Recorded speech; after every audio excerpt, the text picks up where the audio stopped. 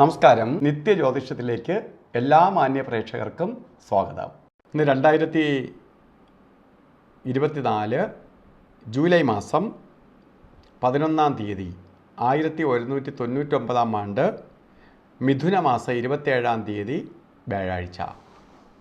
വ്യാഴാഴ്ചയാണ്, കാരണം ഗുരുവിൻ്റെ ദിവസമാണ്. ഗുരുവിൻ്റെ ദിവസം, ഗുരുവിനുള്ള പ്രത്യേകത, ഗുരു ആണ് എല്ലാം. ഗുരു ബ്രഹ്മാവാണ്, ഗുരു വിഷ്ണുവാണ്, ഗുരു പരബ്രഹ്മമാണ്. എല്ലാത്തിനും അതീതമാണ് ഗുരു. ആ ഗുരുവിൻ്റെ ദിവസമാണ് നമുക്കിന്ന് വന്നിരിക്കുന്നത്. ഇന്നത്തെ നക്ഷത്രം വന്നിരിക്കുന്നതും പൂരം നക്ഷത്രമാണ്. പൂരം നക്ഷത്രം ശരിക്ക് നെഗറ്റീവ് നാളുകളിൽ പെടുന്നതല്ല, പോസിറ്റീവായിട്ടുള്ള നക്ഷത്രമാണ്. അപ്പോൾ ശുഭനക്ഷത്രമാണ്, ശുഭദിവസവുമാണ്. അപ്പോൾ നമുക്ക് ശുഭകാര്യങ്ങൾക്ക് അറച്ചു നിൽക്കേണ്ടതില്ല. ശുഭനക്ഷത്രവും ശുഭദിവസവും കൂടി വന്നിരിക്കുന്ന ദിവസം ശുഭകാര്യങ്ങൾക്ക് നമുക്ക് തിരഞ്ഞെടുക്കാം.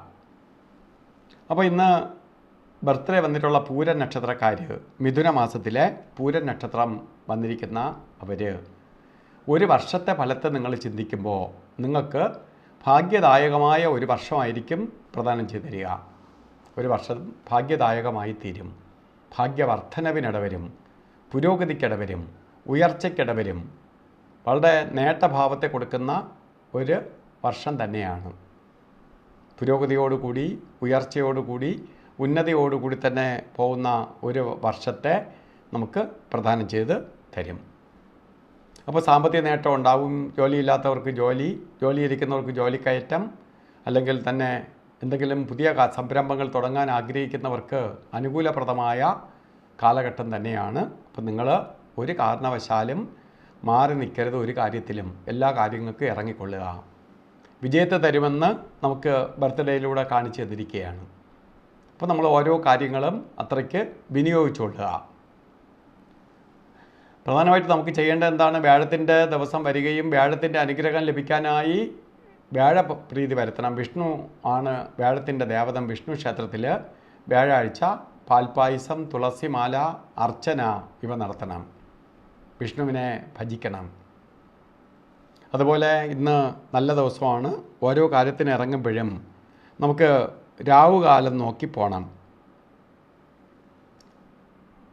ശരിക്ക് 1:30 മണി മുതൽ 3 മണി വരെയാണ് രാവുകാലം എന്ന് കലണ്ടറിലൊക്കെ രേഖപ്പെടുത്തിയിട്ടുണ്ടെങ്കിലും 2 മണി 4 മിനിറ്റ് തൊട്ടാണ് രാവുകാലം തുടങ്ങുന്നത്.